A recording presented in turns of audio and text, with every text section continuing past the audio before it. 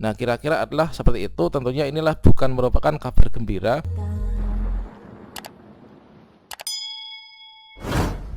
Baiklah, assalamualaikum warahmatullahi wabarakatuh, sobat-sobat semuanya. Nantinya bagi teman-teman pelamar prioritas 1, ketika kita login ke akun SSCSN akan mendapatkan tampilan untuk kita melakukan konfirmasi.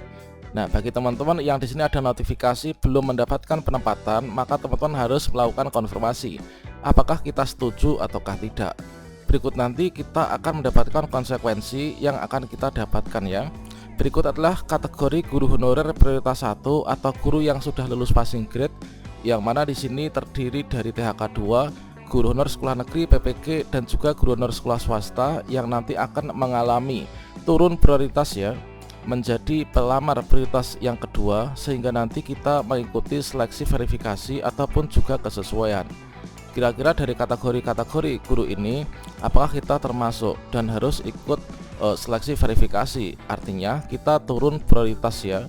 Nah, silahkan simak video ini sampai selesai. Namun sebelum kita lanjutkan, perlu saya ingatkan bagi teman-teman yang mungkin baru pertama kali menemukan channel ini, silahkan klik tombol subscribe-nya dan aktifkan notifikasi loncengnya, sehingga nanti jika ada update video terbaru, teman-teman tidak akan ketinggalan informasi. Baiklah sobat semuanya, ketika nanti pendaftaran P3K Guru 2022 ini sudah dibuka, maka nanti bagi kita pelamar prioritas 1 ini tinggal login saja ke akun SSCASN atau melakukan login ulang ya.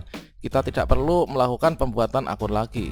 Nah, setelah kita login atau masuk ke akun SSCASN di sini, maka nanti itu kita akan mendapatkan tampilan untuk melakukan konfirmasi.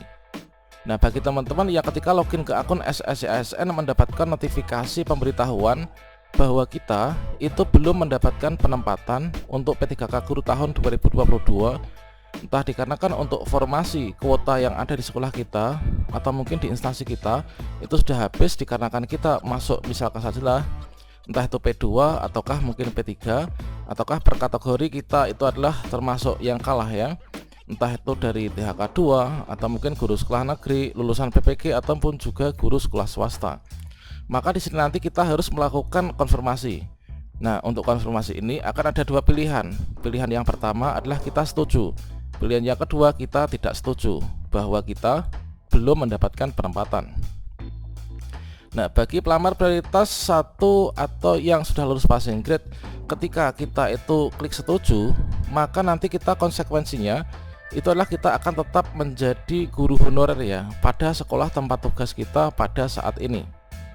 Artinya kita nggak akan bisa ikut seleksi di tahun ini.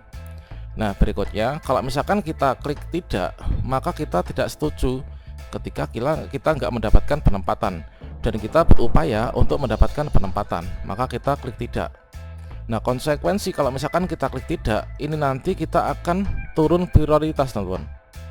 Nah, kita akan turun prioritas yang awalnya dari P1, ini nanti bisa kita itu menjadi P2, kemudian kita bisa menjadi P3, atau juga kita bisa ini menjadi pelamar umum. Sehingga setelah nanti kita itu turun prioritas, untuk seleksi berikutnya ini nanti kita menyesuaikan ya. Kalau misalkan kita itu nanti turunnya menjadi P2 atau P3, kita ikut seleksi, verifikasi dan observasi. Kalau misalkan kita pelamar umum, maka nanti kita ikut seleksi kompetensi dengan 1 NBK. Baru kalau misalkan kita lolos, maka kita akan ditempatkan pada sekolah yang kita pilih formasinya pada saat itu. Dan yang menjadi pembahasan kita pada saat ini adalah tentunya kita ini merasa bingung ya. Saya kan ini masuknya P1. Nanti kira-kira saya itu masuk P2, P3 ataukah pelamar umum kalau misalkan saya turun prioritas. Nah, sobat semuanya, di sini untuk bagi teman-teman yang sebenarnya ini adalah untuk P1 ini melalui ikut mekanisme seleksi yang pertama ya, yaitu penempatan guru yang sudah lulus passing grade. Artinya kita tidak ikut seleksi lagi, entah itu verifikasi atau kesesuaian atau juga dengan 1 NBK. Kita melalui mekanisme penempatan. Namun pada saat diterapkan untuk mekanisme ini yang pertama, kita nggak mendapatkan penempatan karena kuota habis. Nah, berikutnya setelah kita turun ini nanti teman-teman akan menjadi seperti ini. Jadi misalkan kita yang turun ke dalam prioritas yang kedua, ini nanti kita ikut seleksinya itu seleksi ulang, yaitu seleksi verifikasi atau kesesuaian. Nah, kita anggap saja di sini untuk kategori pelamar prioritas 1 itu terdiri dari teman-teman THK 2, kemudian guru sekolah negeri masa kerja lebih dari 3 tahun, kemudian guru sekolah negeri masa kerja kurang dari 3 tahun, atau mungkin juga lulusan PPG dan juga guru honorer sekolah swasta. Nah, nanti kita akan turun prioritas entah itu menjadi P2, kemudian ataukah P3, ataukah menjadi P4, yaitu pelamar umum. Nah, di sini nanti teman-teman, kita bagi teman-teman yang nanti akan turun prioritas ini nanti adalah bagi teman-teman yang masuk ke dalam apa? Nah, seperti yang kita ketahui, kalau misalkan klasifikasi bagi teman-teman guru honorer K2 ini adalah masuknya ke dalam P2 ya. Jadi P2 itu adalah khusus untuk THK 2, kemudian P3 ini masuk ke dalam teman-teman yang masuk di sini ini adalah untuk guru sekolah negeri masa kerja lebih dari 3 tahun. Kemudian P4 atau pelamar umum ini adalah yang di luar itu. Jadi yang masuk ke dalam P2 inilah jika teman-teman itu termasuk dalam tenaga honorer kategori 2. Jika status dari teman-teman itu termasuk dalam kategori tenaga honorer kategori 2, maka teman-teman nanti kalau turun prioritas itu akan turun prioritas menjadi yaitu P2 ya, yaitu peserta prioritas yang kedua. Sedangkan untuk guru sekolah negeri lebih dari 3 tahun ini nanti masuknya adalah menjadi P3. Guru sekolah negeri kurang dari 3 tahun masuknya menjadi P4 atau pelamar umum. Nah, lulusan PPG dan guru swasta ini masuknya adalah pelamar umum dikarenakan mereka itu bukan K2, bukan guru sekolah negeri yang masa kerjanya lebih dari 3 tahun. Jadi nanti yang di sini adalah masuknya ke sini. Namun di sini kita perlu mengetahui bahwa kita bisa turun prioritas dari awalnya P1 nah menjadi P2 itu ada syaratnya. Nah, syaratnya ini adalah seperti ini teman, yaitu nanti akan terdeteksi secara sistem ya, secara otomatis sistem yang akan mendeteksi terintegrasi akan memilah kategori pelamar. Bagi teman-teman yang terdeteksi dalam database BKN sebagai THK 2, maka teman-teman nanti otomatis akan menjadi P2 setelah tidak lulus di seleksi pertama.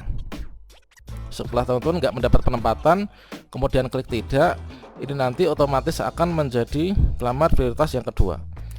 Kalau misalkan teman-teman tidak terdaftar di database BKN sebagai THK 2, maka teman-teman nanti ini akan disesuaikan dengan kondisi dapodiknya. Kalau masa kerja lebih dari 3 tahun di sekolah negeri, maka teman-teman akan menjadi P3. Kalau misalkan teman-teman itu masuknya lulusan PPG ataupun juga guru swasta, masuknya ke dalam pelamar umum. Nah, selanjutnya terkait tentang konsekuensi, tentunya ada hal yang akan berubah pada diri kita, yaitu awalnya mekanisme seleksinya ini penempatan, karena kita nggak bisa ditempatkan. Setelah kita turun prioritas, maka seleksinya juga akan menyesuaikan dengan prioritas yang kita dapatkan saat ini. Nah, kira-kira adalah seperti itu. Tentunya inilah bukan merupakan kabar gembira, namun kita harus selalu siap ya untuk mengupayakan segala sesuatu yang terbaik bagi hidup kita. Demikian informasi ini, semoga bermanfaat. Wassalamualaikum warahmatullahi wabarakatuh.